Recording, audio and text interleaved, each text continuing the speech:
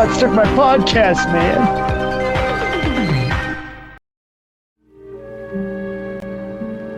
A creature alive today has survived millions of years of evolution. It lives to kill, a mindless eating machine that will attack and devour anything.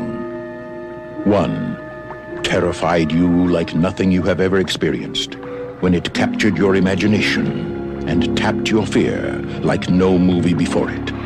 Then, just when you thought it was safe to go back in the water, two continued the legend and spread the fear. Next summer, nature's most terrifying creature takes on an all-new dimension in an all-new adventure. And for the first time, the terror of Jaws will not stop at the edge of the screen.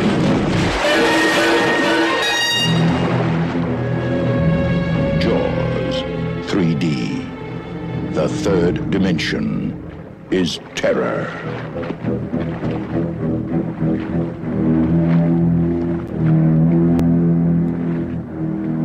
I've been traumatized for a long time. You know, my dad was a sheriff in this New England town, coastal town. I never knew that. Really? What traumatized you? The small town? No, I was swimming when there was a shark attack. Oh my God. And yeah, the small town traumatized me too. There was nothing to do in that small town. There was no mall, nothing, so I turned to drugs. Oh my God, Jordan. This should be a movie. Wow. No. I'm just making all this up. I'm just trying to go with the theme of Jaws 3D'd here. I got a little 3D'd over here. Were all your poor life decisions in three-dimensional? They were all thrown back at me in 3 dimensions watching this movie. But more about that later. Wow. It's going to be a heavy podcast. Yes. This dredged up some memories here. 3, 2, 1. Welcome to our podcast. The robots took my podcast. I am Jordan. And I am Anthony. Jordan, so yeah, we're talking about Jaws, not just Jaws 3, Jaws 3D from 1983. You gave me 3 movies to talk about, or 3 movies to choose from. It's a new kind of thing we're doing now on the podcast. And you had what? Jaws 3, Mako, The Jaws of Death.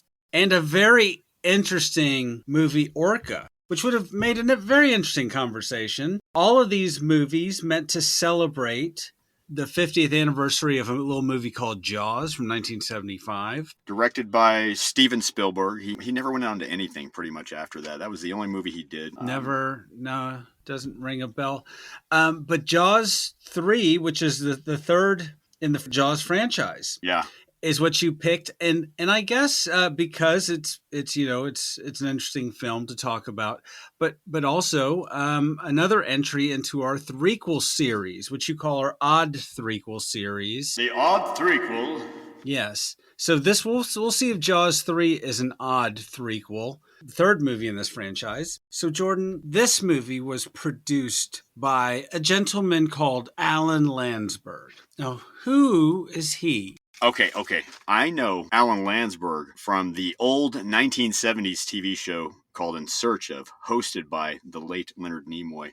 And man, there were some creepy episodes of this show. It was like a documentary type show. This was Unsolved Mysteries before Unsolved Mysteries. Okay. And then there was even another show. Alan Landsberg had his fingers in a lot of pies back then. A lot of TV. That's incredible. What's incredible, Jordan? That's Incredible was the name of the show, Anthony. Oh, my bad. Sorry. And it was about they'd tell little stories. They even had a book to go with it, just like In Search Of did. A book series to go with it. One was like about a kid who made millions off selling hamsters, and became a millionaire overnight. It would be shit like that. It'd be the weirdest kind of shit people like doing that. Stunts. I remember people doing stunts. Yeah. Yeah. Crazy stunts. It was incredible. It was incredible. So we'll find out if this movie was incredible. It was directed by a former production designer. Yes. Joe Alves. How do I say his name? Joe Alves. Alves. From what I know, yeah, Alves. Who worked with Spielberg. Yeah. He worked on the original Jaws as production designer. Also worked on Close Encounters. He was the one that chose that iconic Devil's Tower mountain even. He had the job of picking that mountain. No small potatoes, Joe Alves. No small potatoes, but this is his first directing potato. Oh, he also worked on the TV show Night Gallery. I've been watching a lot of old Night Gallery. That was another anthology series like Twilight Zone from the early 70s, produced by Rod Serling. Mm-hmm. And speaking of writers, science fiction writers, Richard Matheson was one of the credited writers, I think, penned this version of the script. Yeah. And also Carl Gottlieb, who wrote, amongst many other things, Jaws and Jaws 2. Yeah, worked on the original too, yeah. Yeah, and the music is done by Alan Parker, who also did What's Eating Gilbert Grape, and it sort of integrates the original John Williams theme, sort of, at times, when it feels like it. Every now and then, just the boom, boom, boom, boom. That was it. That's all you get. It's like they had to pay more if they used more than like 2 bars of the theme or whatever. You know what I mean? And John Williams still gets credit. And Jordan, the 3D is because this movie was released in the theaters in 3D. That's right. The polarized 3D process. Yeah, and there's a big resurgence in the early years of the 80s. Amityville 3D, Friday 13th Part 3, Maelstrom, The Destruction of Jared Sin, Space Hunter Adventures in the Forbidden Zone. Movies, there were tons of movies that were being released in 3D at this time. This was all in the same year, too. So, Jordan, with all this talent in front of, behind, as we'll find out, a very talented cast, in front of, behind the camera, what could go wrong? And with this cool 3D element, oh my God. And sunny Florida locations, what could go wrong? What could go wrong? So this movie begins, well, why don't you tell us all, Jordan? We're on pins and needles. How does this movie begin? This is actually a really cool moment. It's like every Jaws movie begins. It begins underwater, credits, and it's underwater photography footage. Yeah. And suddenly at the end of the minute credit, and it's a new kind of score for the movie. It's not really, it's a variation of the Jaws theme. Yeah. Which I missed the Jaws theme on here, honestly. Yeah, me too. It belongs here. Hello. Come on, it's Universal. It's all Universal Studios. I don't see why they couldn't use the John Williams music again. I don't understand. Yeah, get used to it. Look, this is a new movie. We need a new thing. We just need everything's brand new and fresh, Jordan. Yeah. We're starting over from scratch. And so from what I remember, the most interesting thing in the beginning here is this credit sequence. But the end of it, when we see this fish, and it's almost like the camera bumps right into the fish, and bam, blood, bam, suddenly the fish head is severed alone by itself, and it's still breathing in the water, eerily. And I'm guessing this was the first 3D moment we got in the movie. Yeah. Well, out of a few. This big grouper gets crunched, and I do love that fish head hanging there. I was like, oh, okay, here we go. That's kind of creepy. It kind of sets the mood so far. So far, so good. Okay, nothing wrong so far. I presume that the titles were in 3D just because they kind of look like... They're zooming out at you, kind of. Yeah, the zooming, sort of a zooming out font. Yeah, they have that texture that, Which it looks like, the font looks like it's left over from another Universal Studios movie, Airport. But I mean, we didn't get to view this movie in 3D. Unfortunately, I couldn't find any 3D copies. No, apparently, I think it's in I think the new 4K is in the 4K 3D if you've got the projector and the 4K 3D player and glasses and all that. But it's a setup and all that. And I even tried to find an Anaglyph red and blue bootleg online, but no luck to that. I found somebody on eBay wanting $40 American dollars in euros for an Anaglyph transfer that only they had freeze frame grabs. No. So very skeptical there. Yes. Yeah. Those people are sharks, Jordan. Do not These are the real sharks in reality. Yes. The real Jawses. That might even be scarier than the Jaws in this movie. We shall see. Yeah. And then you see a pyramid of water skiers. And of course they're going to be chased by a shark, or at least we're going to be teased that they're going to be chased by a shark. Yeah, this part. We just get a big tease here. All the suspense building right after that fish head floating. And then bam, just a tease. Oh, it's okay. The movie's still got more time here. Don't worry. But don't worry, folks. Just stay tight. Sit tight, folks. Yeah. You're not going to get a kill so early. I mean, that would be ridiculous for a film to do that. Right, Jordan? Yeah, that would be ridiculous. That kind of pissed me off, actually, Anthony. That was the first thing that pissed me off of this movie. Okay, I will say it. Movie, you got under my skin here. Okay, Yeah. how dare you do that to me? How dare you tease me? You know, Hitchcock said if you're gonna have the bomb go off, show it going on, and then. But if you don't have anything going on after that, you're gonna make the audience mad. Hitchcock even said that. They went against the Hitchcock rule here. Anyway. Yeah.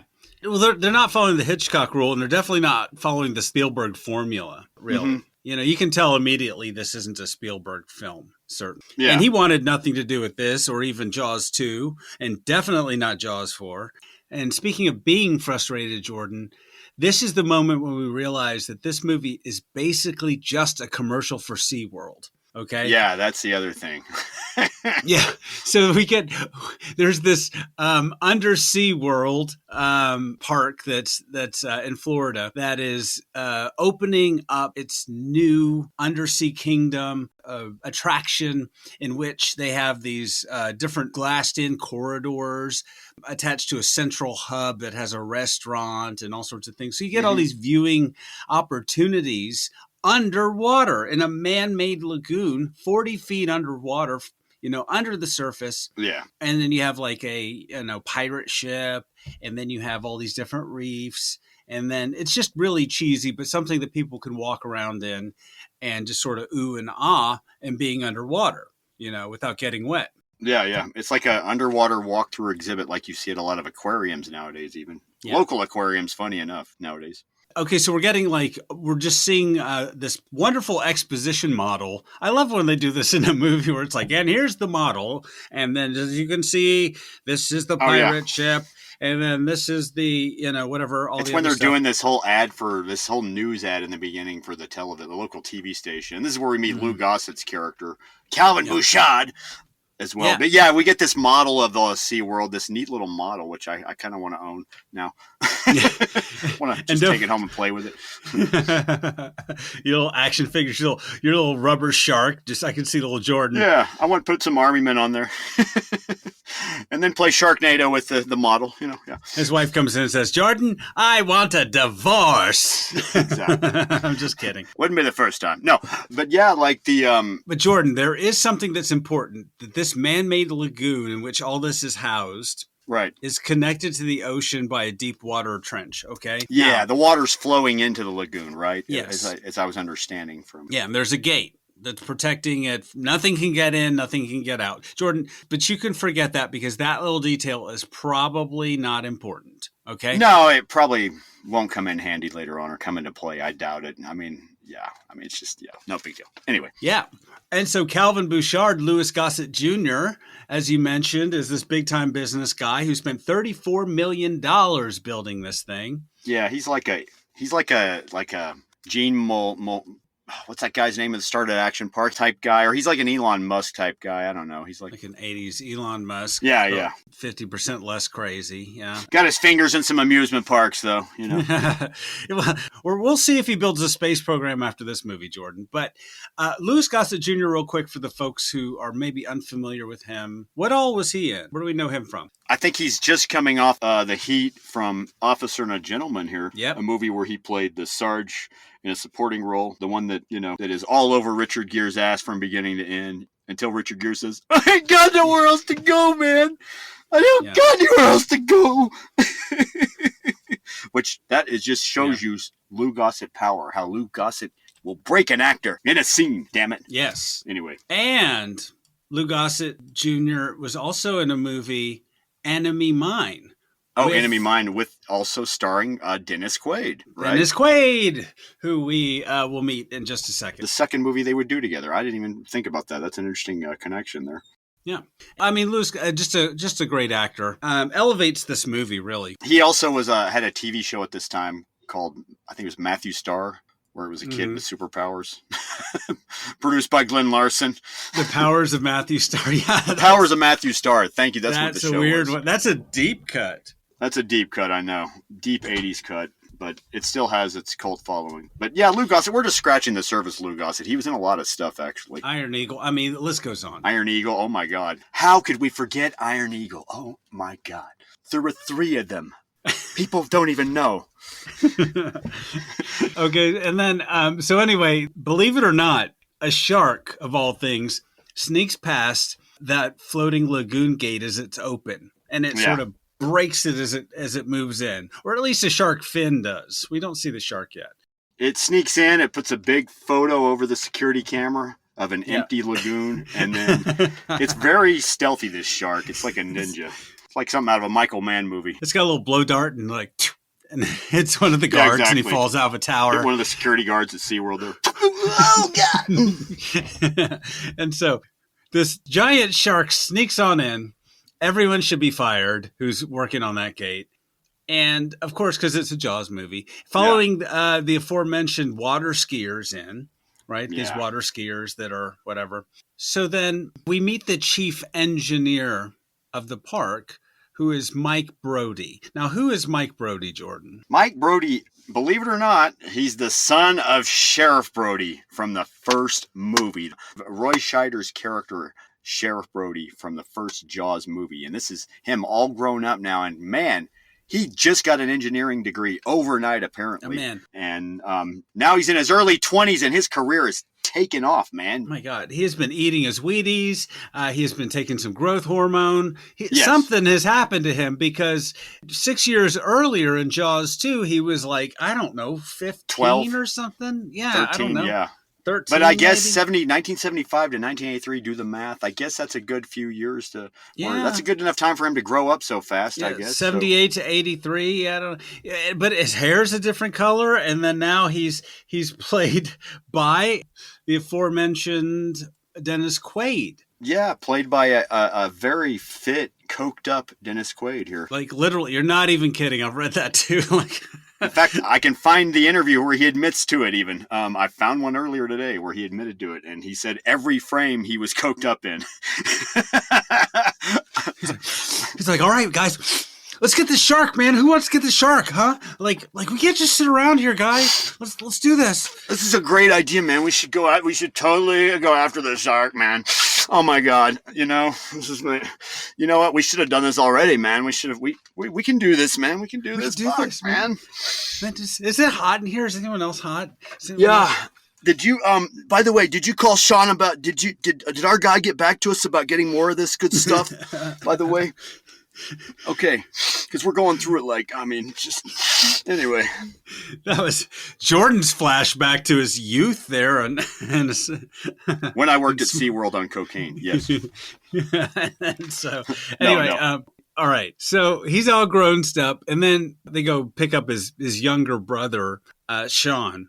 Yeah, Sean Brody from the first movie also. The little guy who really was traumatized because he saw what almost happened to his brother happen, and he saw the shark attack as well as a little kid where he was stuck all alone. Yeah. So this is Sean all grown up to be a redneck from Denver, Colorado.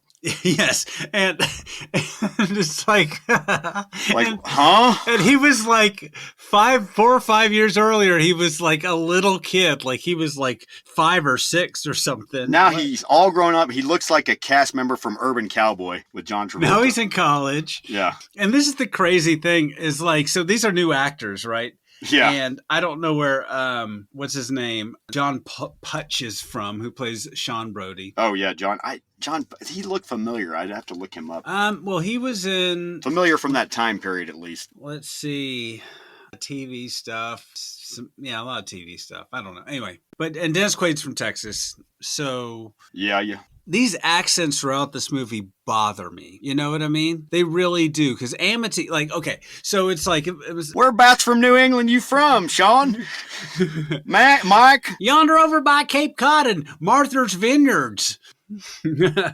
Can't you tell? Oh, no shit. I got some kin down there, too. Yeah. Wow. Man, I'm missing me some good old food from back home, like some chicken fried lobster and a steaming bowl of clam chowder and biscuits with a side of fried okra. I can tell you, man. I was like, what is this? Do these people... I mean, this is bothering me the whole movie. Yeah, I was confused, too. Even like when he's when we meet his girlfriend, Bess Armstrong, she's riding one of the whales, one of the baby whales, and he says... What does he say? He says something that reminds me of Texas because I'm from Texas as well. He says, that dog will hunt. And you're like, what? he says, yeah, get up. Ride him, cowboy. Get up, ride him, cowboy. And I'm like, He's supposed to be from New England. Okay. I know they have Hicks in New England. They got Hicks all over. Do Hicks in New England sound like that, though? That's the question. When Sean comes, he's literally wearing a cowboy hat and boots, and they kind of reference the Colorado thing. Yeah, and I guess Denver rubbed off on him. Colorado rubbed off, but Denver is the most urban part of Colorado he could be from. That's the funny part, even back then. Yeah. I live in Colorado, so I can tell you that, too. Anyway. There are a lot of Hicks here in Colorado, though, so that makes sense. At least, actually, I'll say that makes sense for Sean to be, like I'm saying, he just, maybe the Hick rubbed off on him there. Well, I just don't know why they made them the Brody brothers, because they kind of address some of their issues, because they should be traumatized. They say that Sean's a little afraid of the water. Just a little. A little. You know, kind of like someone who's afraid of spiders. Not somebody who almost themselves got eaten by a giant shark or watched their entire family almost get eaten by a giant shark. I feel like they kind of missed the opportunity there to exploit these things, because why not? Yeah. Why not have him more traumatized when he's getting in the water later on with Leah Thompson, when she's seducing him into go swimming with her? Why not have him be fucking traumatized like a baby? Yeah, I want to see him try. That's more real. I want to see him go into a friggin' fetal position about it. Yeah, absolutely. Yeah. And Mike, too. We'll put a pin in that. We might talk about that later. But, this was apparently a last-minute decision right before they started shooting to turn these two characters into the Brody sons. Yeah. To connect it to the first movie. Apparently, it wasn't in the script, originally. Yeah. Because it don't make no sense, Jordan. It don't make no sense. No, it doesn't. No. Anyway. Sorry, Giorgio. Doesn't make any sense. So then we meet Dennis Quaid's love interest, his girlfriend, Kay Morgan, who's the Dr. Kay Morgan, who's the head park biologist, and played by Bess Armstrong, who was Claire Danes' mom from My So-Called Life, for anyone who remembers that show. That's right. I knew her she was in another movie around this time with Tom Selleck called High Road to China, where she was the love interest. That's what I remember seeing her first in, oddly. All right. Okay. Anyway, there is an engineer who is chaining up the underwater fence that was, wink, wink, broken by Jaws. And Jordan, is Jaws, I think this question has been asked and pondered before, but is Jaws the name of the shark? Or who the hell is Jaws? What's that about? I'm really not sure why they called it that, other than they needed a 4-letter word. No, I don't know the why. Novel was called Jaws, I guess, but I think because Jaws was the name of the novel. Yeah. When Spielberg read The Galley, but I know Spielberg had a superstition about it when he chose to do Jaws on the first movie, which was a 4-letter word and he had just done the movie Duel for television, which was kind of the same kind of premise, only it was a man against a truck, not a shark. But yeah, like Duel, Jaws. But I'm not sure why they called it Jaws. Maybe because that's where you're going to be basically eaten up is from the shark, Jaws. But I actually don't know the history on that, oddly. Yeah. Well, the original mechanical shark was called Bruce, and I saw in sort of one of the documentaries about this, they're still calling the shark Bruce. That name came from Spielberg's lawyer at the time, apparently. I'm not even that's actually for real. Well, we're going to call the shark Jaws, just to not confuse it with other sharks, okay? Yeah. So then Shelby, an engineer, is chaining up that fence, and he's eaten by Jaws, and we get our first 3D moment. And what is that? Or the second 3D moment, Jordan, what is that? Oh, is this where the arm is just floating in the water? Out in the, man. That made me wish I was watching it in 3D at that point too, because I was watching it on my big screen and I was like, man, I wish I could I want this in 3D. Yeah. And then, so we don't have much time for character development other than the fact that Mike and Kay are dating and his brother comes to visit for the opening of the park. But we go out for drinks with them, at least. But we go out for drinks, and they're doing some weird pushing game. What was that thing? I don't know. I thought that was weird. You push someone else over? I didn't see how that worked. I never saw their feet, so I couldn't really see. It was called, Standstill or something. I thought I had been to every bar in the world, every even dive bar. I've never seen this ever. I've seen people arm wrestle in bars. I've seen people throw darts. Shuffleboard. In competition. Shuffleboard. Never seen whatever this thing is. Mechanical bulls even, but no, this game I'm not familiar with. Was this made up for the movie, maybe? Was this made up by somebody that never went to a bar and drank before. Never been to a dive bar. Yeah. It's like the cornhole of the early 80s. I don't know. But anyway, so he meets, so Sean meets in this bar a young Leia Thompson, who you mentioned earlier, in her first movie role. Yeah, who we would later know. She'd be even bigger in the movie Back to the Future later on. Yes. The Back to the Future series and the movie Space Camp and the movie Some Kind of Wonderful, the John Hughes movie. And am I leaving something else? Fuck, what am I leaving out? Damn it. Caroline in the City, dude. Oh, of course, the TV sitcom she did in the 90s. And Caroline Howard the Duck, and Red Dawn. And Red Dawn, the freaking list goes on. The list goes on, man. She's married to producer Howard Deutsch, who worked with John Hughes, and I think they met on Some Kind of Wonderful, I think. Mm-hmm. And they're still married to this friggin' day. That's the longest marriage in Hollywood. Wow. Good for you, Leia Thompson. Good for you. Good for you, Leia Thompson. All right. Anyway, so... Here's the marriage in Hollywood lasting.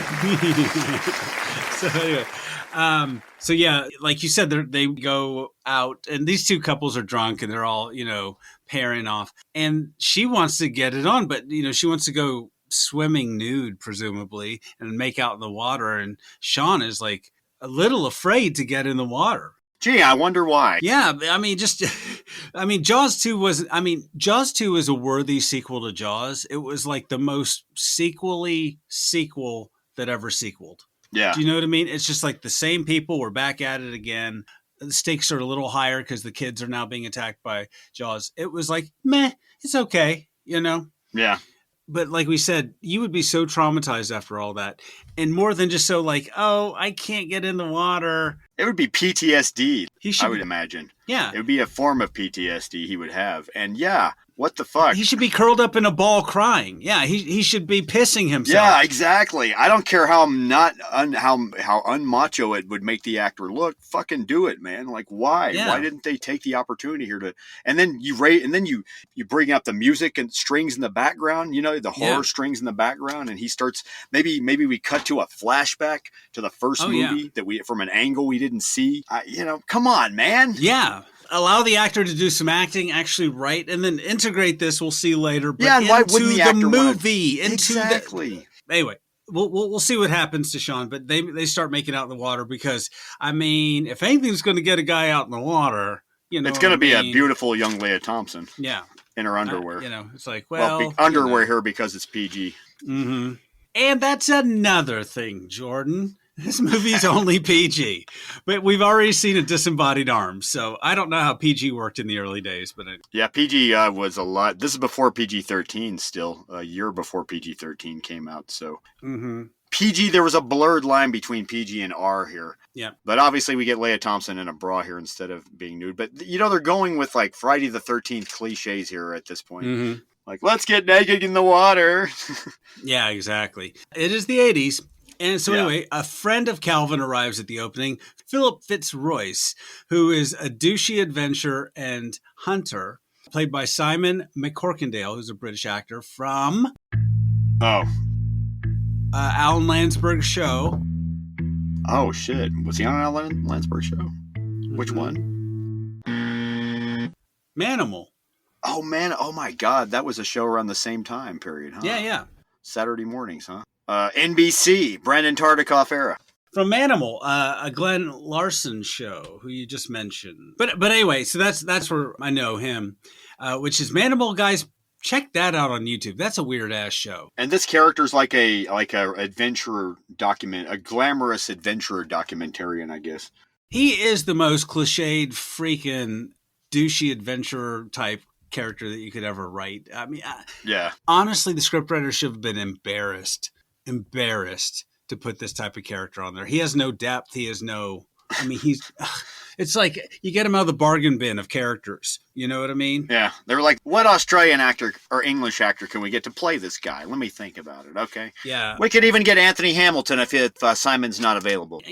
What's Dirk Benedict doing? I don't know. Yeah, exactly. Like, freaking whatever. He's on contract. Yeah. Dirk Benedict, he's on contract with Universal. So yeah, why don't we try to get, if Simon Corkindale's not available, we'll get Dirk, we'll call Dirk up.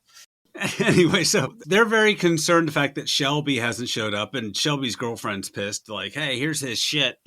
What a douchebag! Didn't even show up last night. Yeah, she's just yelling at his boss, Dennis Quaid, and Dennis Quaid's just like, I don't know what to do. Yeah, she's a very good actress. I gotta say, I believe her being pissed at Shelby. And so it's like Shelby. Everyone's always talking about Shelby this whole movie. We see him for 2 seconds. If I was that actor, I would fire my agent. But anyway, Mike takes a little sub out to look for Shelby. And Jordan, 3D alert.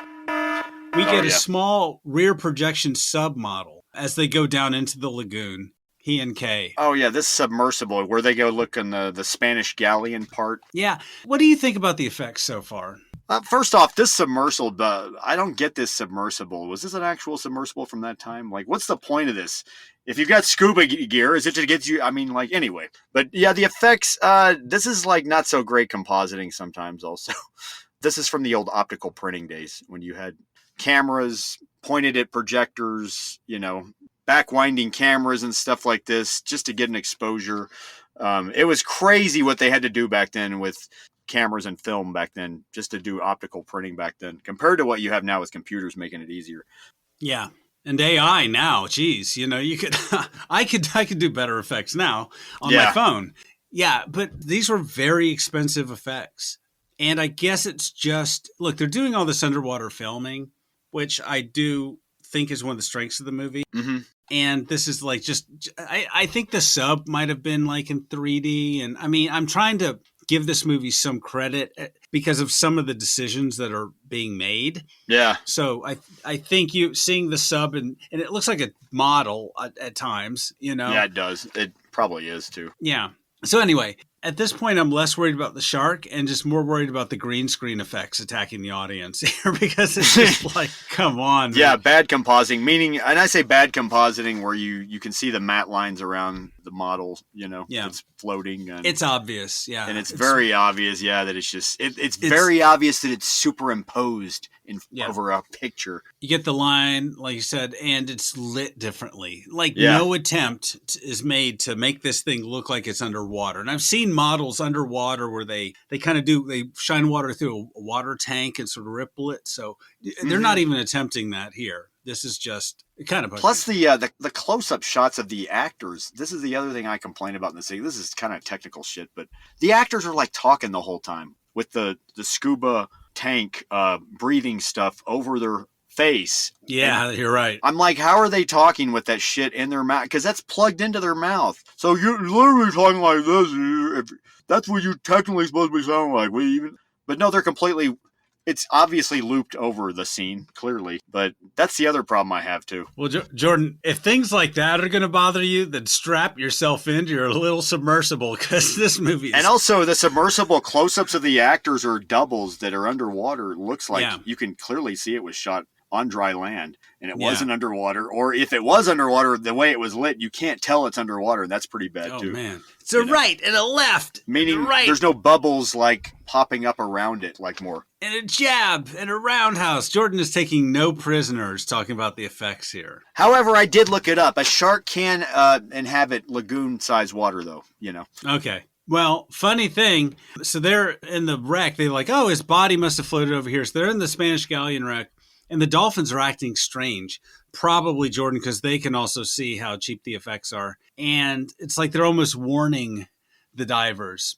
Oh, I thought they were seeing the aliens from Cocoon coming already. I know. It's like, watch out. It'll be a few years later. A better movie is coming. That's what I picture. Anyway, yeah. But yeah, the dolphins don't feel right. The dolphins are trying to warn them, Dennis Quaid and Bess Armstrong. What is Timmy stuck in a well? What's up, dolphins? What's going on? Yeah. So what happens, Jordan? Jeez, they're in the This is where we get our other Ben Gardner moment, as I would say. Ben Gardner from the first movie when we saw his head float out of the sunken ship. So yeah, we get Shelby, his corpse out of nowhere. No. Wait, what part are we on here? They go into the Spanish galleon. We're talking about the part when a fake shark slams into the wreck, just missing them. Oh, yeah, that. Oh, jeez. Yes. Then we get B-roll footage of some other species of shark swimming around. And then this actually, I kind of like this scene. They grab onto the dolphin's fins and are brought to the surface, but only, I mean, after probably almost being eaten like 3 times by the shark. Like the shark, this is the worst shark. Like the Jaws in the first movie would have just eaten these people and the dolphins. This movie would be over. The Jaws in the second movie even probably would have eaten these people already. But this Jaws is the clumsiest, fattest, laziest Jaws of them all. He's not as fast and cunning, or she's not as fast and cunning, I guess. Yeah. Yeah. As Bruce in the first movie. No, in the second movie. Do you know what I mean? Like, there's like a part where you're like, oh, the shark is right up on them. And this happens multiple times in this movie, right? But not just this thing. And it looked like it almost got their feet in this shot, but it didn't. No. Like, why wouldn't it have? The dolphins sped them away to safety. Yeah, the dolphins weren't even going that fast, and they're hauling people. So they're going like 1 mile an hour. And a shark, even a big one, can swim faster than that. I know. What are they, fucking Aquaman here all of a sudden, too? I know. But I found it to be quite thrilling. They grab on the dolphin's fins, and that's fun. And yeah, so anyway, so they escape. So Mike and Kay are able to get out of the water, and then the dolphins go back into their tanks and are saved from the shark. And it crashes into the gate that secures their tank. Oh, yeah. And it's kind of a cheesy effect. We see the shark full blown, and it's kind of cheesy. It kind of looks like it's a Cadillac just going back and forth. Just somebody's driving a Cadillac back and forth into the gate. Yeah. So, Jordan, I mean, does this feel like a Jaws movie so far with this underwater attraction and dolphins and all this? No, at times I thought I was in a Michael Crichton movie. Yeah, I know, doesn't it? It was like Michael Crichton made a Jaws movie. I know. Because it's in an amusement park setting where shit might go wrong, and it does. Just like a Michael Crichton movie, you know. I know, that's what I was thinking too. I was thinking this had later on in the movie especially, but we might as well talk about it now. I was thinking Jurassic Park, like so hard. I was just like, man. I was thinking that too. Like, this is kind of before Jurassic Park. We get an amusement park setting. Alan Landsberg should have sued the hell out of Michael Crichton, man. But I mean, I'm saying that too because Westworld came before this, and it was an amusement park setting. Yeah, I guess so. You're right. I guess you're right. So which came first, the chicken or the shark? You know, I don't know. But hell, it's got elements of like Roller Coaster or the Jennings Lang movie as well, also Universal produced, where it's an amusement park setting and there's a threat involved, you know, once again. How dare you? Are you calling Jaws 3 derivative? I won't hear of it, Jordan. I won't. But yeah, you're right. It doesn't feel like a Jaws sequel. It feels like a ripoff, like the other 2 movies I could have chosen from or something. It feels like another Mako Jaws of Death, or it feels like it was made overseas, you know, over in Europe. Excuse me. And you know what it really feels like? It feels like the Halloween 3 of the Jaws franchise. It's not quite connected. I mean, it is, but only loosely. Yeah, I mean, it's more connected than Halloween 3, but yeah, it's a misfit. But we'll see. I don't know. We're getting ahead of ourselves. We'll see where they go with this. Because Calvin, you know, Louis Gossett Jr., who spared no expense, you know, making this park, is told of the shark, and he comes to investigate with his buddy, Philip Fitzdouche. And he wants to kill the shark on camera as part of their big opening. Like, let's just blow this thing up. Oh, yeah, this is Fitzdouche's idea here. He's like, we could kill it on camera. Think about the ratings and the advertising, mate. And then Kay is like, no, let's capture it and hug it and give it a name and keep it in captivity. She's thinking like a scientist, and she's like, yeah, we'll be the only people in the world with a great white in captivity. Which apparently, too, they're trying to save sharks nowadays. That's the funny thing about that, too. Yeah, I mean, sharks are they're essential parts of the ecosystem. They're kind of an endangered species nowadays. They've been overfished, and guys, you know, support your local sharks. So her point of view is not, as much as we criticize this movie, that point of view is realistic, actually. That's what she probably would want to do in real life. And she makes a good case, like, look, I mean, it's just an animal. It's just doing what it's going to do. Yeah. And we could study it and blah, blah, blah. Because, I mean, yeah, not a lot, especially at the time, was known about great whites. They didn't have Shark Week. Yeah, and that was a new thing back then, even hearing from a scientist like, no, these are endangered species. No, let's study it. Anyway, so, and Mike, who almost got eaten by one of these things, is a little peeved at the idea of keeping it as a pet. So he kind of sulks for about 2 minutes.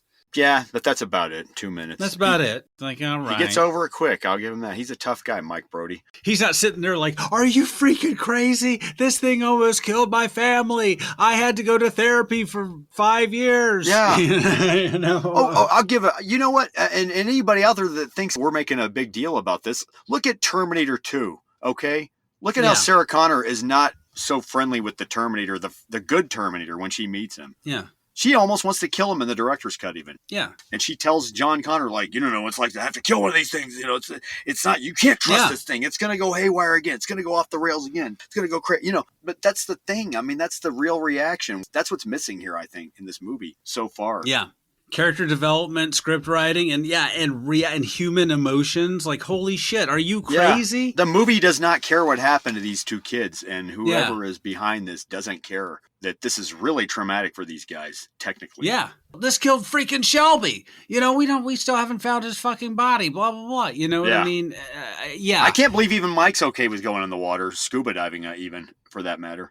You know? I know. I mean, it doesn't make any sense, but he gets over it real quick. He's like, I guess we can keep it. I mean, unless there's oceanographer types that like, oh, I was in one shark attack and now I still love sharks forever. I don't know, man. I'm just like, what do I know?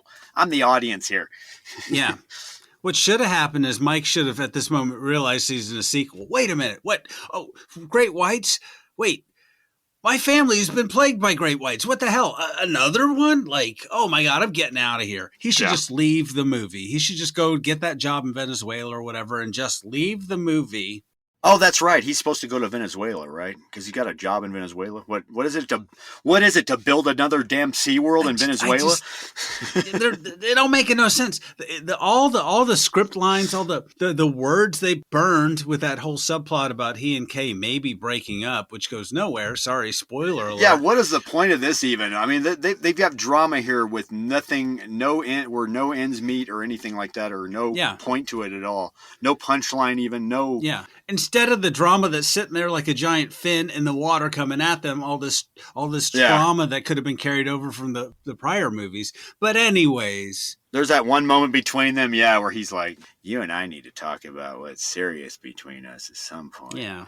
And then the shark swims by and it's like, oh, everything's better. The dolphin swims by and something lightens up and it's like, oh.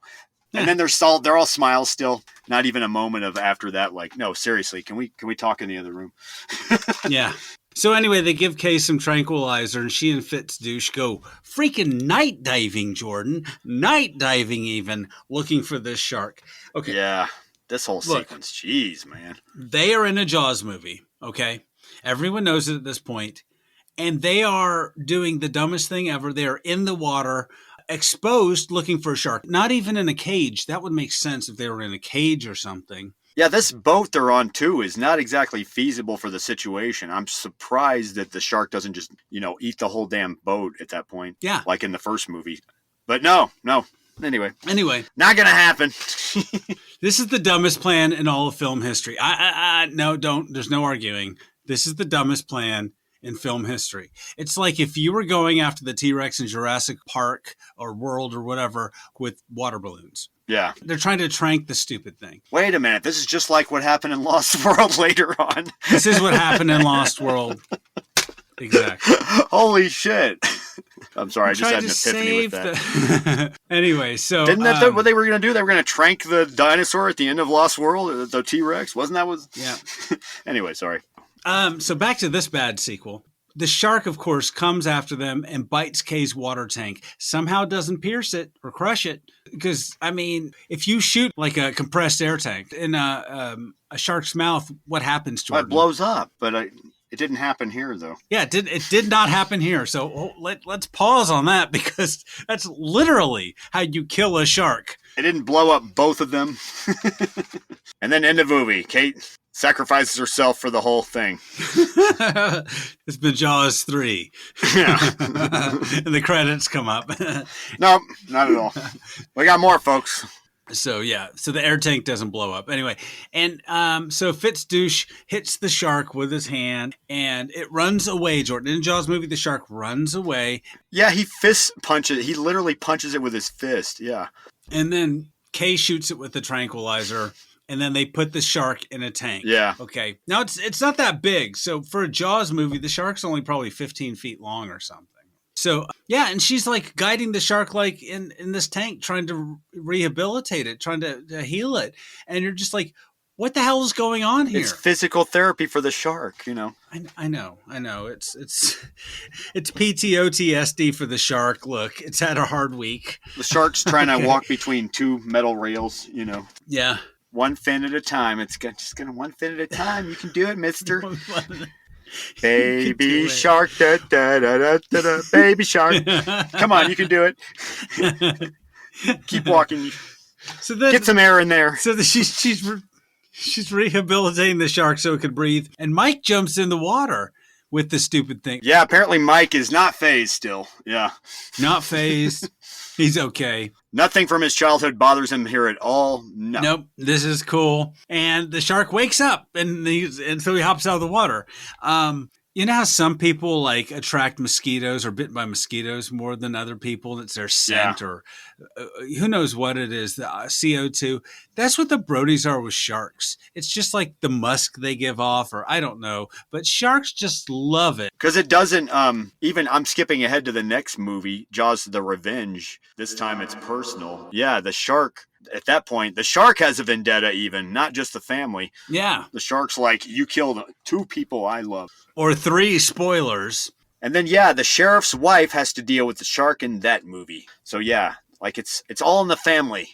Thank God we're not going to watch that movie. Anyway, so the advanced sales are great. And then Calvin decides to put the shark on display during opening weekend without Kay's approval. That's right. So he puts it in the tank, and then the shark doesn't have enough water over its gills. So Kay and one of the other biologists jump in the tank and try to save the shark. They're trying to like move it so it can breathe.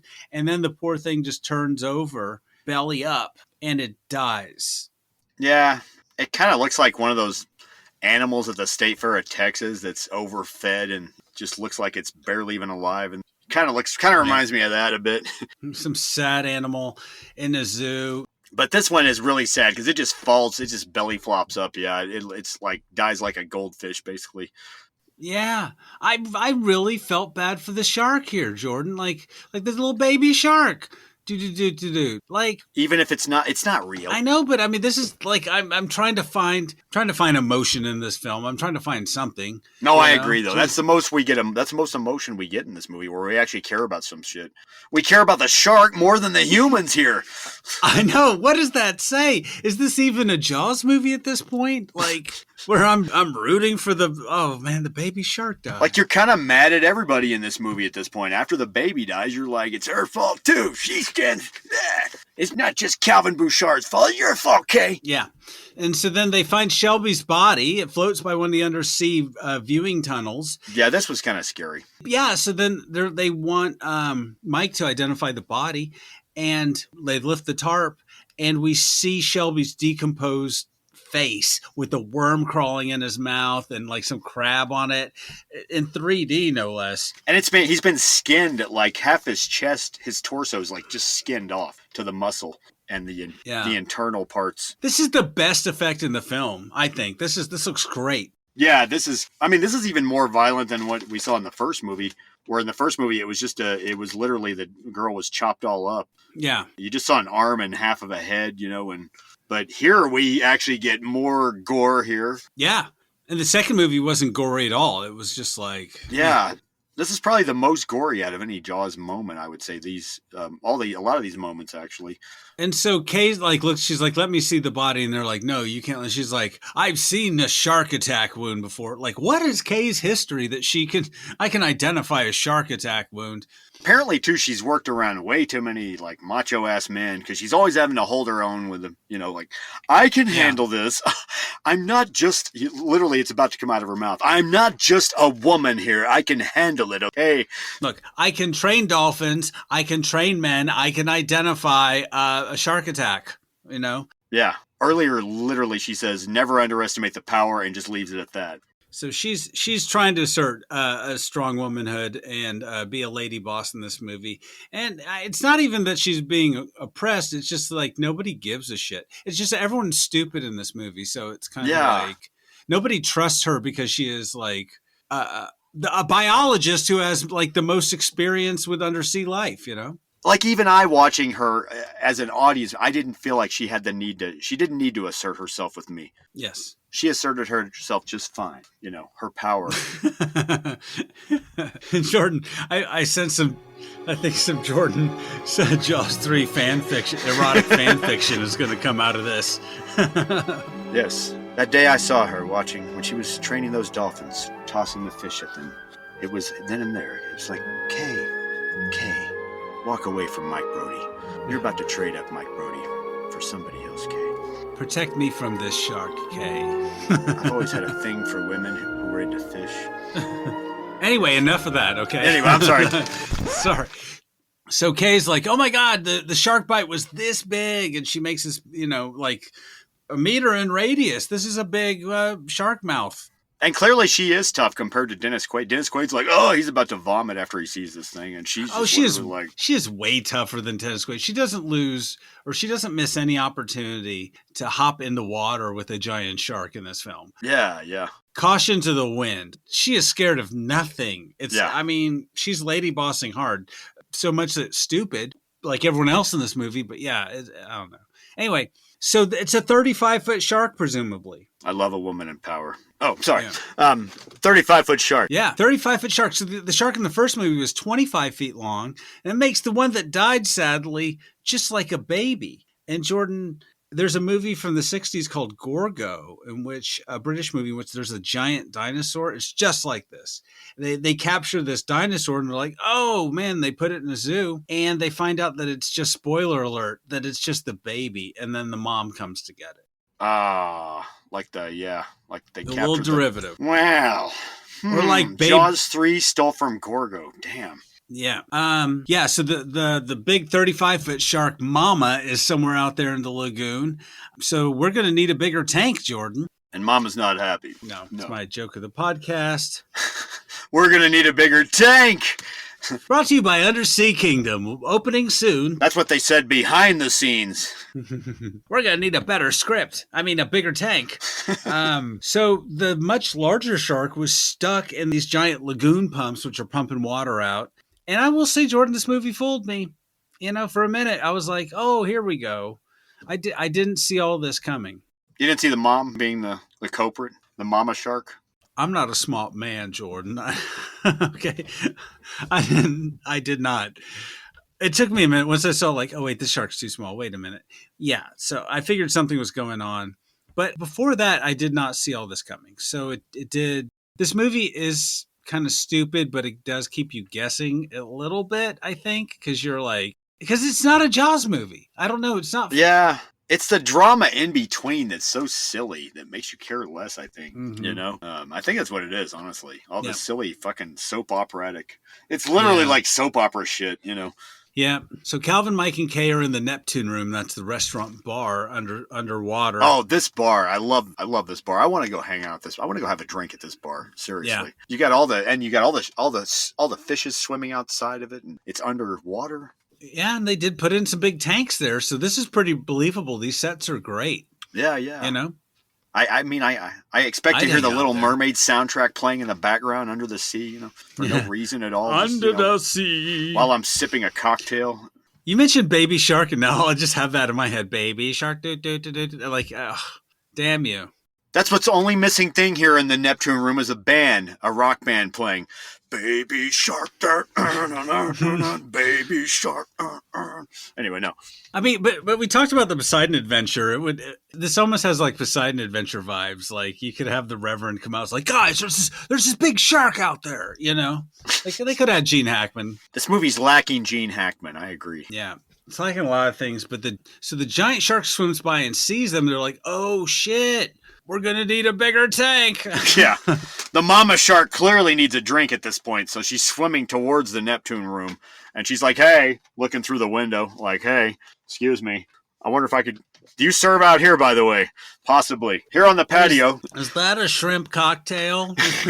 What is that? What is she having? Yeah. That bourbon looks good too. Is that a bourbon and a shrimp cocktail? Okay. And then obviously Mike, he's a Brody. So he runs to the top and is screaming at everyone on the beach and saying like, everyone get out of the water. We get a famous Jaws get out of the water scene. Every movie has to have one, right? Once a Brody realizes that there is a shark. And Mike he grabs the mic from the show, the stupid fanfare show that's going on with the skis and everything. And he's like, yeah, get out of the water now. Like these people are going to listen. I mean, this is not the same situation here. No.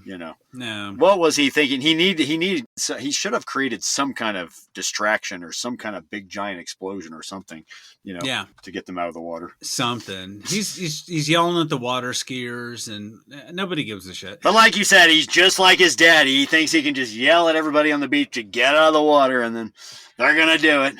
Yeah. And so, but Jordan, Sean and Kelly are at the bumper boats. Jordan, oh my God. Oh yeah. And somehow she got Sean back in the water again. And yeah, they're on these little bumper boats these are like little inner tube boats with motors in them.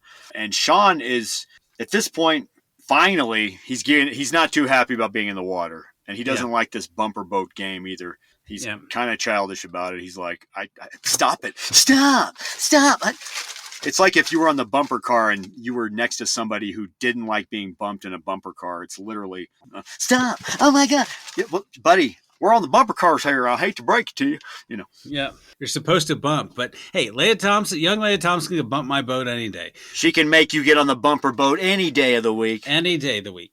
So the shark comes and knocks them into the water. Goes to the one bumper boat, with the Brody in it.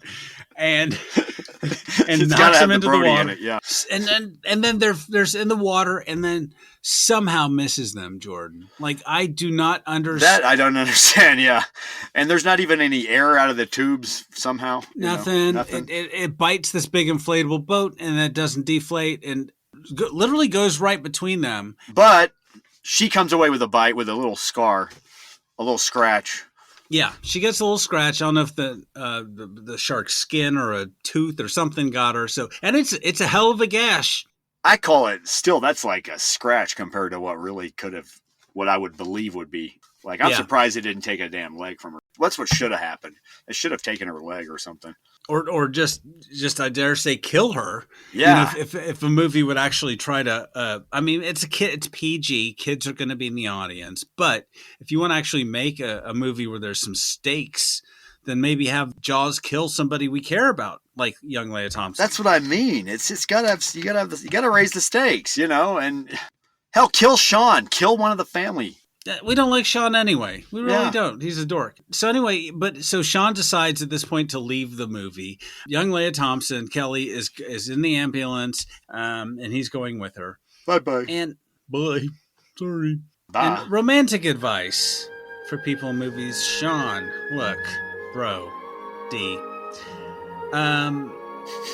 It's okay to date somebody who's going to broaden your horizons and make you try new things. But if you have a real fear that's rooted in something substantial and real, not made up, like literally you and your family almost got eaten by a giant killer great white, it's okay for you not to want to go in the water. Maybe after time you'll baby steps, but you got to date someone who respects that.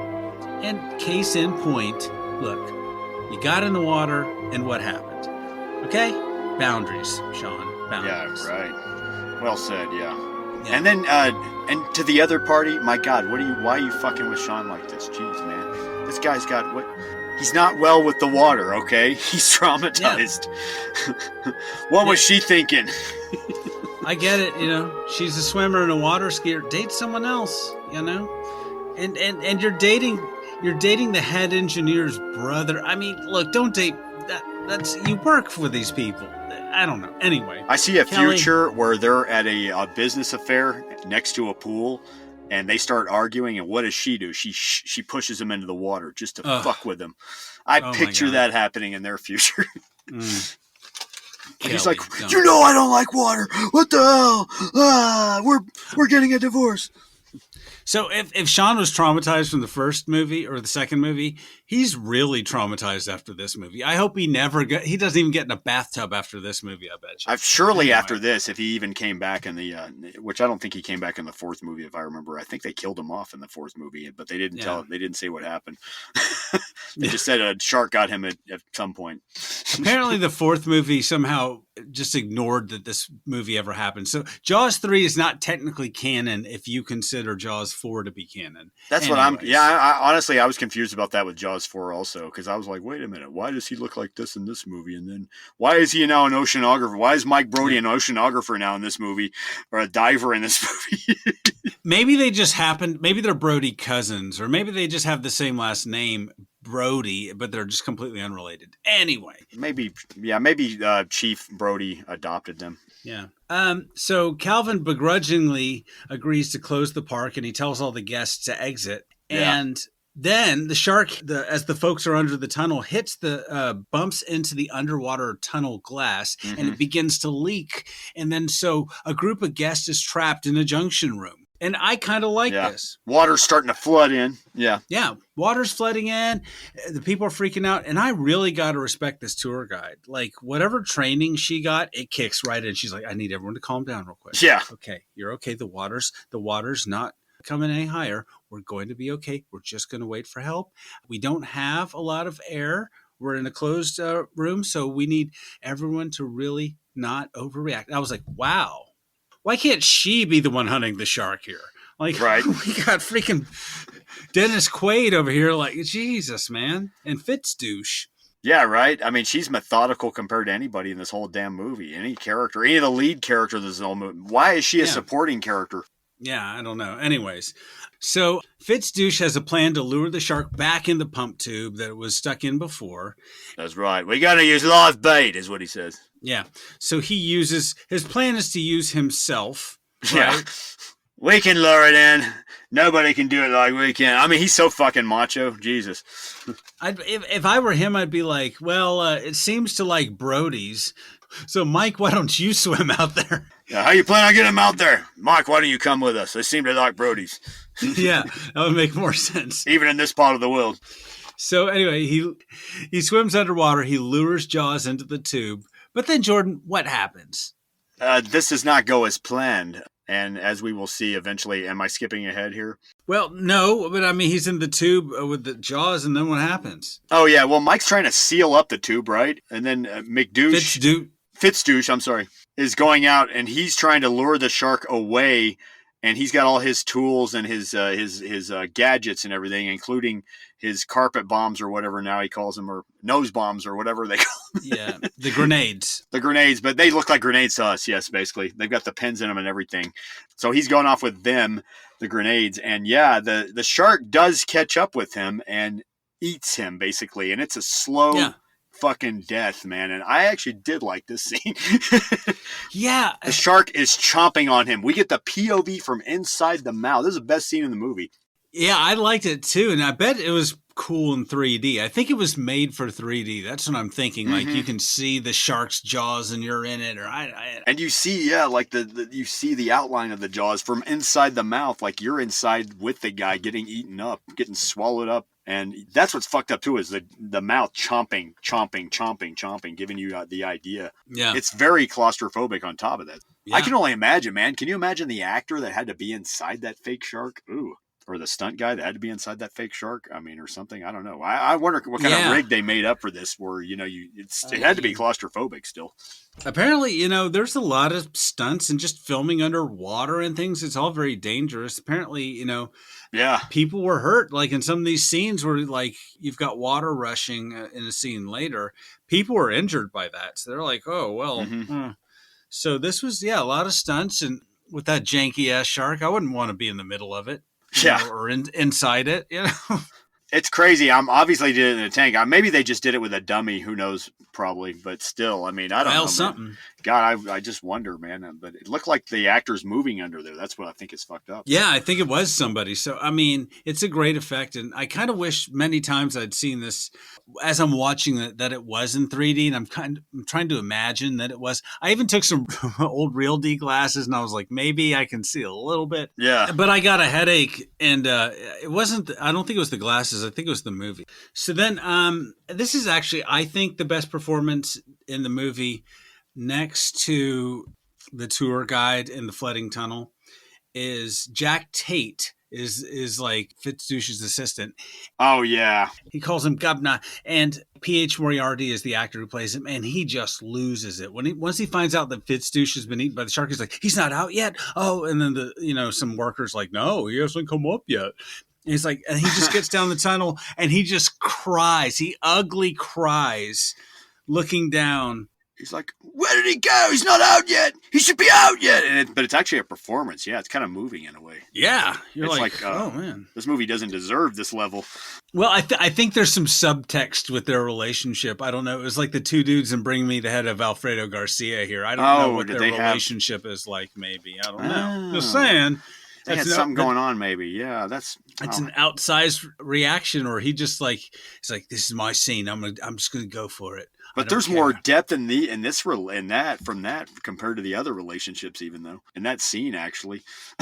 At times, it almost looks like a real movie. It feels like a real movie, That was a real movie, Jack. It's a real Jaws movie, Jack. Is it though? Is it though? No, that's the problem. It's not a real Jaws movie. It doesn't feel like a real Jaws movie, despite everything else. It's not a Jaws. You will never be a Jaws movie, Jaws 3D. You never. Maybe it ends up, or almost at the end, maybe it ends up like a Jaws movie, okay? Oh, yeah, I'm sorry. Maybe Sheriff Brody shows up to save the day. You don't know. You don't know, Jordan. Where's Richard Jekyll when you need him?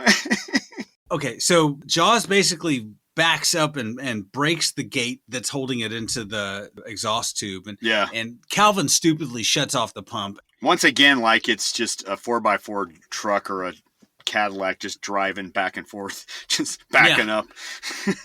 Yeah, it looked weird. I don't think a shark can do that. I don't think sharks are made to go backward. But anyways, that was weird how this maneuver works. No, sharks have 4-wheel drive, Anthony. Oh, well, this is the sport package shark, and it has all-wheel drive. Sharks nowadays have rear view also. Backup cameras. Rear view cams also, yes, exactly. Yeah, well, spared no expense.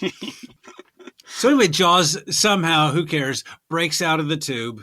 All this is it's a long walk to get to all of this. It's kind of far-fetched. But anyway, so the shark is out again. And so then Mike and Kay are underwater fixing the tunnel so that the visitors can escape. They're trying to weld it back up. Yeah, weld up the cracks, the hole that the shark left. Yeah. And then Jaws attacks them. Yeah. Again. But then the dolphins come in and save them again, even though this was even tighter than the other time, and they should have really gotten eaten this time. And the dolphins like ram into the shark, which I love this. I remember this as a kid seeing this because this was sort of, all of this scared me as a kid. I remembered seeing this as a child, like a wee babe. And I remember this being very scary. And I don't know what I was smoking when I was a child. You watch it as an adult and you're like, what? This is scary? This is the first movie I remember renting with my family, like where we picked it out at the video store to rent. Like they let me and my brother pick it out and we picked out this movie. And the young Jordan was like, I think the sequel insisted upon itself, but maybe they righted the ship with Jaws 3. Look, it's got Louis Gossett Jr. in it.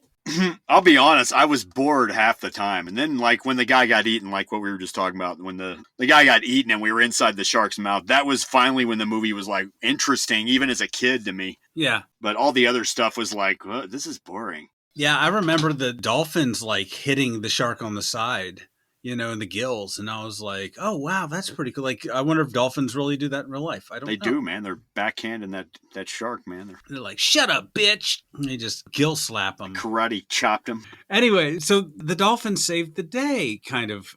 So then Mike and Kay can escape. They get back into the control room air hatch there. Yes, thanks to the Dolphins ex machina. Yeah. And Jordan, I'm no diving expert, but I'm pretty sure they would have the bends if they went in from a underwater into like a normal air pressure environment. I think. No, I think you're right. I learned watching the Abyss DVD, the James Cameron movie, that you have to decompress before you go back up. Mm-hmm. Where you have to stay underwater for a bit or something like that. Or yeah. I don't know how it works, but yeah, you have to decompress. That's the term, right? I think. Whenever you're breathing compressed air, you get a lot of nitrogen that accumulates in your blood, and you slowly have to go up and decompress and allow that to sort of like exhale out, and you know what I mean, like from your bloodstream. It takes a minute. It doesn't take long, but right, blood vessels. Same thing here. Yeah, I'm no expert, but same thing here. Yeah, If you don't decompress properly, you just jump into a normal air environment with normal air pressure. It's going to be bad for you. So Jordan, then Kay and Mike go to the control room with Louis Gossett Jr. and some other worker there. Oh, this scene. Oh boy, this scene. The most iconic and memorable scene of the movie happens. And Jordan, what happens? Oh my God, we get a badly special effect composited shark busting through the glass. And it's laughable, man. It just looks so fake. It looks like an effect this side of a Canon Films movie. It looks like literally, it looks as bad as the compositing from Superman 4, The Quest for Peace. Yeah.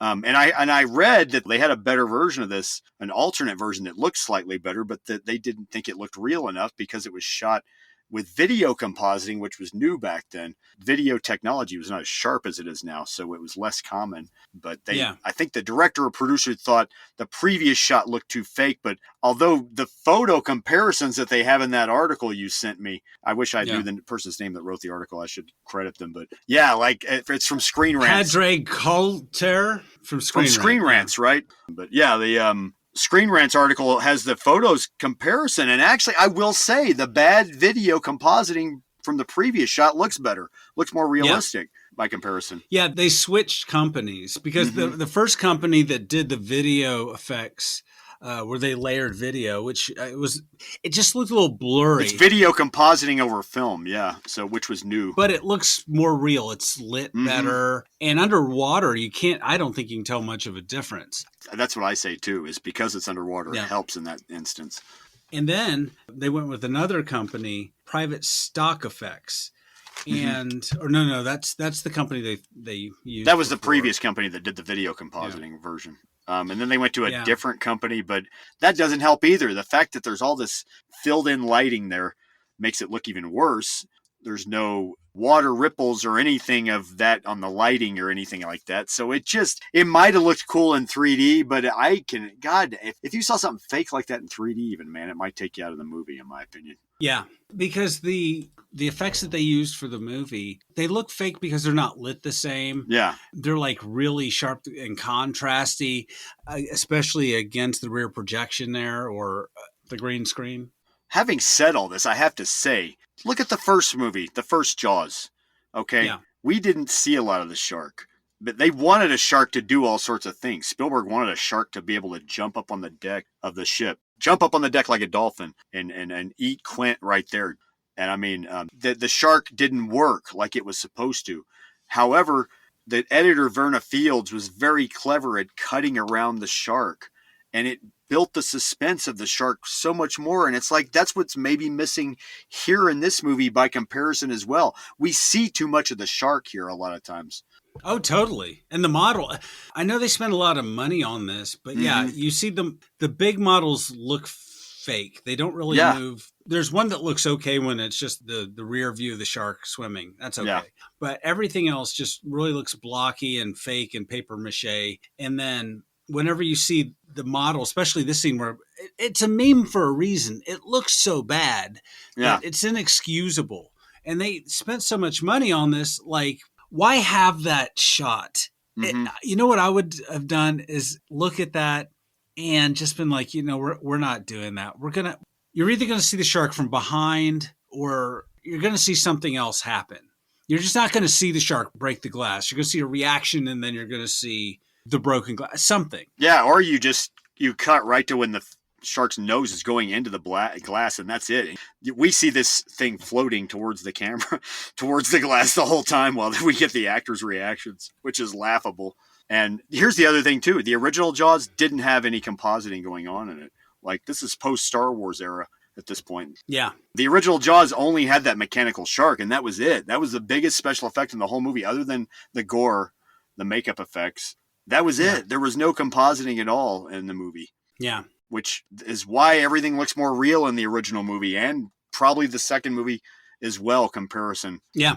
Second, I mean, you have a giant model that looks kind of fake at times, but it's better. Yeah. It's better than a small model, or I don't know. Second we saw like a little bit better working mechanical shark. Maybe that was about it, the biggest difference, I guess.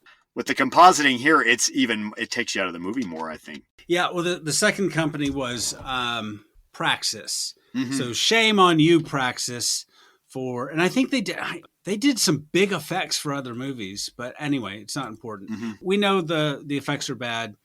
So the water rushes into the control room. Now, this effect was real. They actually really flooded this set big time, and they tried it with actors, and it didn't work, and they went back to stunt people, apparently, and spent more money. Yeah, so in one of the featurettes that happens, like they had this big effects scene, the money shot they kept talking about. I was laughing because they kept talking about the money shot. That was the clip I sent you, yeah. Yeah. And so anyway, so they filmed it the first time with the actors themselves. The water's rushing in, nearly killed everybody, and the actors were like, hell, we're not doing that again. And this was also this is around the same time the Twilight Zone, the movie incident happened. Yeah. Where Vic Morrow and the kids had died on this movie because they put the kids and the actor in an actual stunt situation that was very dangerous and killed them, basically. And, of course, they didn't want to repeat that again. It's the same studio, Universal Studios, all over again, too. So, yeah, they definitely don't want that publicity again. Yeah. And so anyways, so the director's like, we're not going to do that again. Safety first. Yeah. Yeah. But they didn't get the film. I would have fired the cameraman, like, damn, the most expensive shot. So they had to refilm it. I'm taking it all out on you. All of you cameramen. Yeah. You're all fired. Yeah. And another thing about the 3D, apparently there were two different competing 3D systems they used. And this was another thing about the cost. One was like the two cameras side by side. I mean, different cameras that would be brought together and composited to make the final image. And then another one that would had a special lens that split the image. So the underwater scenes were made with the lens that split the image. But anyway, an additional cost here having two different 3D systems to film this. So anyway, and this big expensive scene that looks like shit in the final version, I don't know, poor choices all around.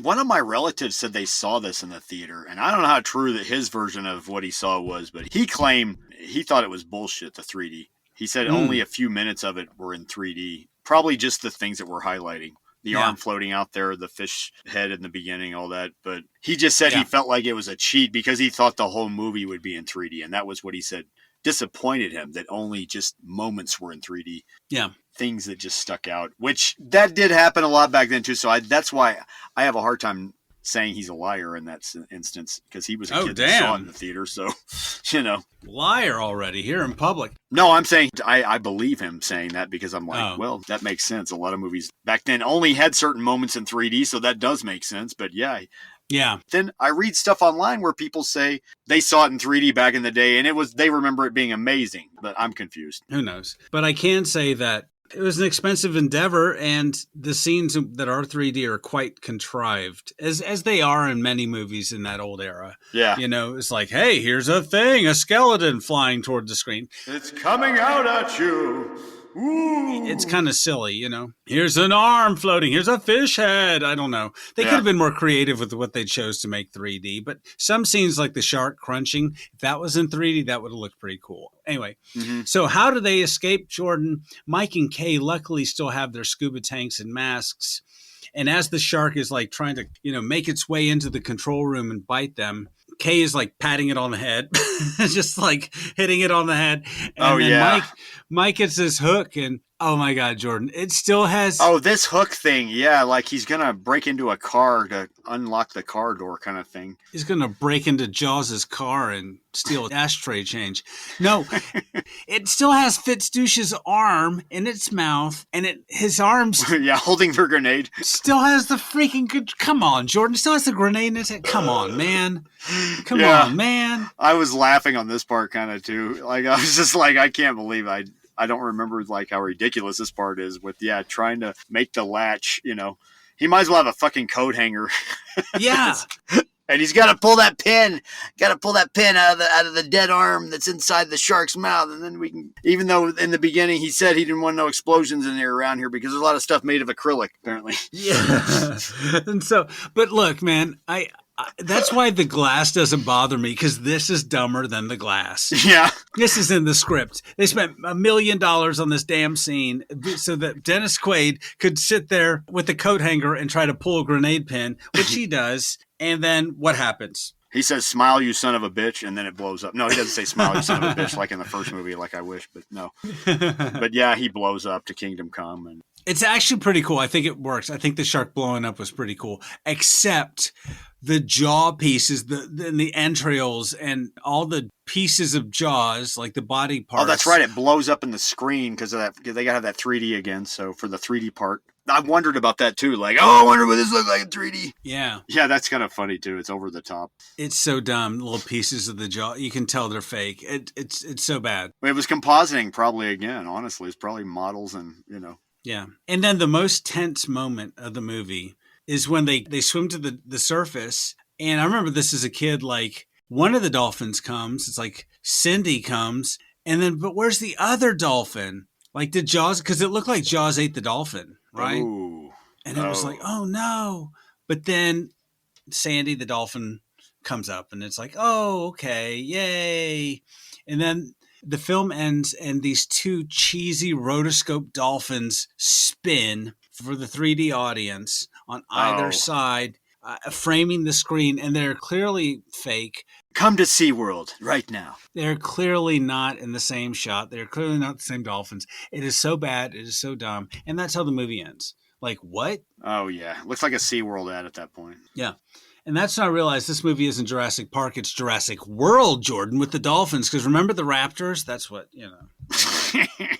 So that's it? The movie's over? That's it? I mean, yeah.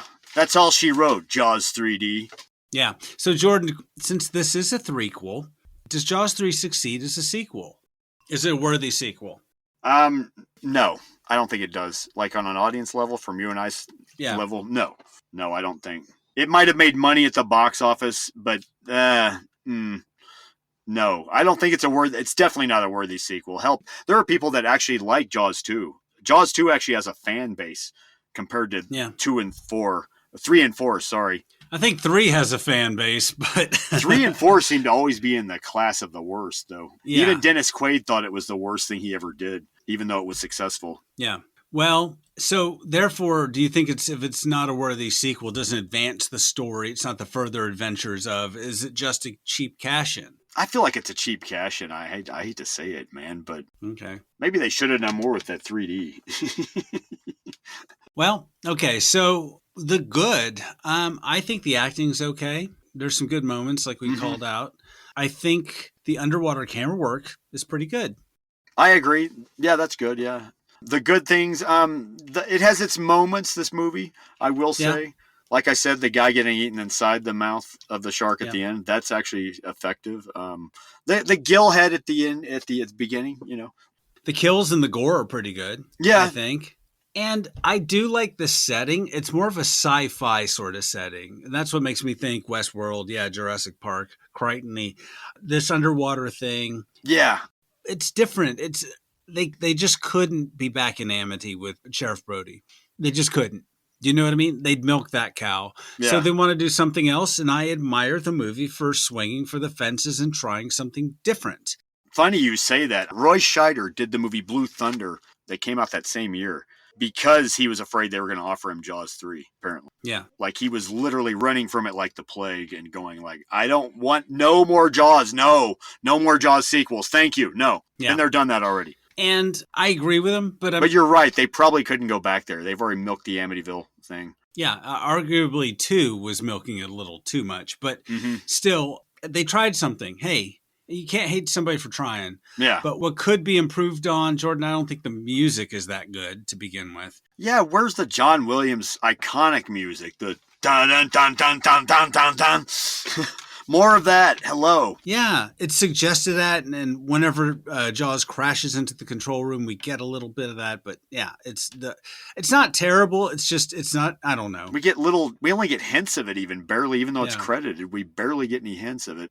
The effects. Most of the effects are pretty bad. Not all of them. It's hit and miss. Like you said, you see too much of the shark and too much of the shark model. Yeah. Too much of the big prop shark. The mechanical effects work, I feel like, but not the compositing optical effects and all that stuff. That doesn't work well. Mm-hmm. Yeah. I mean, it just has moments. Moments that are like, that's pretty good. And then moments like it's the good effects and then the worst effects you've ever seen in the same movie. Mm-hmm. Agree. And the story is not great. The characters could be way better drawn. Some tropes here. It just seems like lazy screenwriting. I'm sorry. Agree. Like screenwriting by committee, they probably took whatever the original screenplay was. And I mean, I don't know whatever Matheson turned in, but he was clearly not happy that after seeing the final movie, he's like, they butchered my script. I don't know. So I think, I can bet money, not knowing everything behind the scenes in this movie, but I bet money, because of as bad as it is, that, there were other cooks in the kitchen, as we like to say. Richard Matheson's a really great writer. He's actually one of my favorite authors, even as far as books go and scripts go. And then Carl Gottlieb's name is on this movie, too. So I have a hard time believing that they both wrote a bad script. I think, exactly like what you're saying. They probably wrote a solid script, and probably either the studio or producers were like, that doesn't make sense. Let's change that. Producers That's not making any sense either. Can we rewrite this part? Yeah. And where's the big effects scene in here? Hey guys, we got SeaWorld, but SeaWorld won't do pages 17. They won't do the thing on page 8. They're not going to do the thing on page 23. Oh, I bet that was the case too. Yeah, because once you get product placement tie-in, it does dictate shit. It does start to dictate what's going to happen in the script, Yeah. And I hate to say it, the 3D leaning into 3D, that's a gimmick. The movie comes off as gimmicky. So if you build this movie around these stupid scenes that are supposed to like zoom out at you, of course you're going to have these weird contrived moments. I mean, that's why it feels like a cheap cash in, I guess. So anyway, Jordan, box office. So did audiences swim to the box office to see this film? Did audiences go back to the water? Go back into the water? Just when they were afraid to go back in the water, they did. On a budget of 18 to 20 million, drum roll, it made domestic 45.5 million and worldwide 88 million. Wow. That's not bad. That's amazing. I mean, like we were saying on our Superman 3 review for this which also came out the same summer of 83. Yeah. It's amazing that any of these movies held their own against Return of the Jedi that summer. Oh, that was a huge year. Yeah. And 2 James Bond movies that were successful. They held their own against these movies. That was one of the years of the competing Bonds. That's right. So that was a very big year. You had Jedi, Tootsie, Flashdance, Trading Places, War Games. Yeah, Octopussy. Oh, man. That was a heavy, 83 was a lot. Yeah, that year. Risky business. So, Superman 3, just to compare, on a budget of 39 million, made 60. So that's pretty good. Yeah. For a third Jaws sequel. But just for context, Jaws 2 on a budget of 20 million made 81.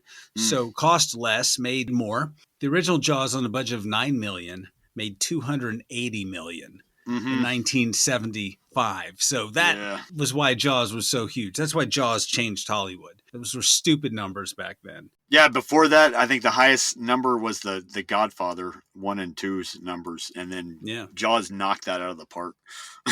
And also, Jaws was meant to be $5 million and went over budget to $9 million, apparently. That's what it was. Wow. So it was actually a medium budget movie. It started as a medium budget movie. Hey, shooting in water is expensive. That's why. Yeah. Of course, they actually went out in the sea on that movie, Yeah, Spielberg didn't want to get back in the boat, so to speak. So, Jordan, what kind of rating do you give this film?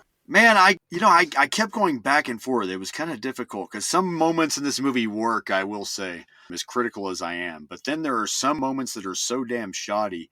I'm going to have to give it a low rating. I'm going to give it 3 out of 10 pins or grenades.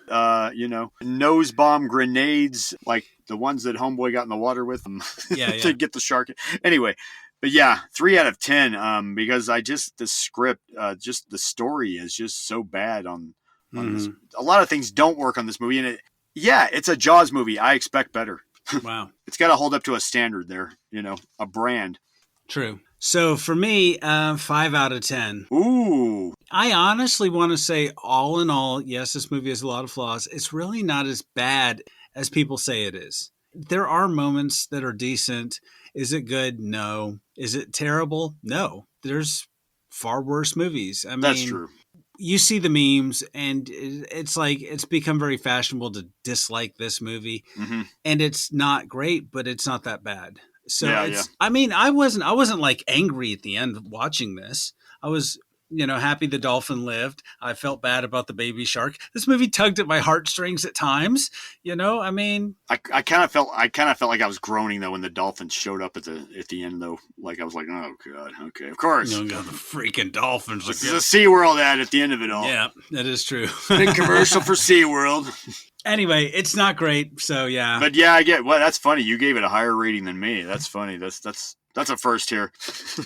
There's sucker born every minute, I guess, Jordan. I don't know. I mean, I agree with you. It's got its moments, but yeah, man, it also because there might have been an original better script in there. That's what makes me kind of irritates me about it, I guess, Yeah, there's an idea here, and it just didn't live up to the potential. A second or third pass at the story and really punching in and dialing into who the characters are and their phobias and their fears and asking why this is happening again. I don't know, something. I think this is a good playground, but they just don't make use of all the toys. So anyway, Jordan, next time, what movie are we going to watch here? You're going to give us a couple options. Okay, so we're going to have to do a Halloween episode, and I guess it's my turn to give you 3 movies to pick. Okay. This was a tough one. I had to pick one of these Halloween movies, Anthony. They're each from one different decade, 70s, 80s, 90s. Oh, okay. One, you could pick this movie. I watch this movie every Halloween. It scares the shit out of me. Texas Chainsaw Massacre, the original Texas Chainsaw Massacre from 1974. The other one is the Stanley Kubrick classic ghost story, The Shining from 1980. And then the other one is Blair Witch Project from 1999. Ooh, well, let's see. Those are all. I love Texas Chainsaw Massacre. The Shining, I think we could talk about for weeks. That's a very interesting film. But the movie I haven't seen in a very long time, probably since it came out, was The Blair Witch Project. So that's probably not the one you want to hear, but I haven't watched it in a while either. So, yeah. I mean, I like The Shining, I like Chainsaw, but if the movie that I think would be more interesting to have a discussion about might be Blair Witch. I don't know. I haven't seen it. No, I haven't seen it since it was out. So yeah, I could talk about it. Well, so Blair Witch it is, folks. Watch the Blair Witch Project, and then you can listen along. All right. For our discussion and being primed by seeing the movie. Yeah, the giant hit of 1999, Blair Witch Project. All right, and thank you all again for listening. We hope you enjoyed this episode, and if you enjoyed this episode, maybe check out one of our other ones. And if you like this podcast, then please, tell your wife, tell your kids, tell that friend of yours who's afraid to go back in the water. Yeah, tell that friend of yours who's afraid to go back in the water that it's okay. that person who has shark trauma that just get back in the water and quit being a baby. Yes. Gosh. And by the way, all my shark knowledge for this episode came from my daughter's book about sharks. It's the Fly Guy series by Ted Arnold. And this was one about sharks, Fly Guy and Buzz Boy. That's where all my knowledge came from this episode. Oh, free plug there. And which you can find that book at your local library. And you can also find Jaws 3 at your local library, Gathering Dust. So everyone, thank you all again for listening. We appreciate Baby shark, baby shark. We Oh, appreciate sorry. every single one of you. Thanks again for listening. And Jordan, this has been... Just when you thought it was safe to go back to the podcast, the robots took my podcast. All trailers, clips, music, or any other copyrighted material are used sparingly, edited from their original forms, and used for the purposes of criticism, discussion, commentary, and education about these fine films. This podcast was brought to you in 3D, by the way. For those of you who don't have 3D, there's a special app you can buy called Podcast 3D app. You'll feel like you're listening to people right in the room. They'll feel like they're next to you, sitting right next to you.